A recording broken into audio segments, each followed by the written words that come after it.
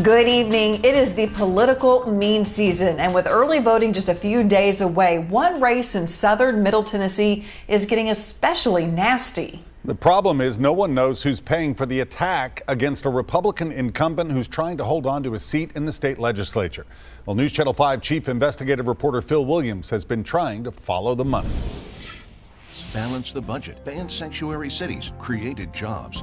State Representative Rick Tillis is running a campaign for re-election touting his conservative credentials. Last year, Tillis butted heads with disgraced House Speaker Glenn Cassada, and the Lewisburg Republican was forced out of a leadership position amid accusations that he was behind an anonymous Twitter account that sometimes criticized his colleagues. Rick Tillis would rather rob money from the public education system. Neil Tillis is the target of an anonymous, potentially illegal attack designed to knock him out in the Republican primary.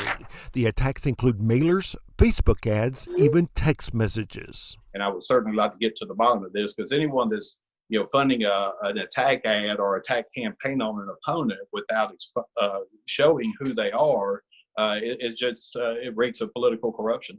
It violates the law. Oh, it's definitely a violation of Tennessee state law. The attack is being pushed by something called the Faith Family Freedom Fund, which happens to be the exact same name as a powerhouse conservative organization on the national scene, but there's no connection. So they're trying to look like they're part of this super PAC that does good work, in the country, but this is a completely false and fake group that's been set up just to hide under the umbrella of a good group.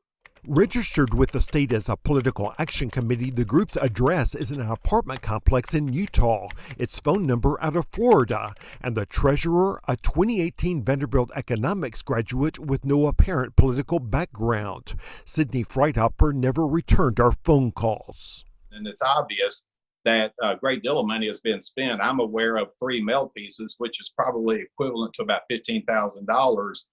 And Facebook ads up to about $500. But the group just filed a campaign finance report saying it has not raised or spent any money, leaving the public in the dark about who's funding the attack. So who's behind it?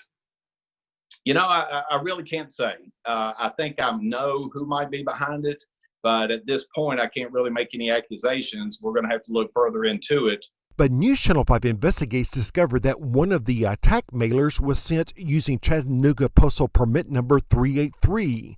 That exact same permit number appears on a mailer from Tillis' opponent, Todd Warner. Warner refused to go on camera to discuss it, saying in a statement, "I am not behind any negative ads coming out of this race." Asked about the postal permit numbers, Warner answered, "I'm not even sure what that means." And when the public sees this, the public does not like negative campaigning. And when they see this kind of attack on an individual, and only one individual in this race, it gives them a great deal to be concerned about. This is not the first time that such anonymous attacks have been an issue in Tennessee politics. What usually happens is the groups eventually come clean, but not until after the election is decided. Phil Williams, News Channel 5 Investigates.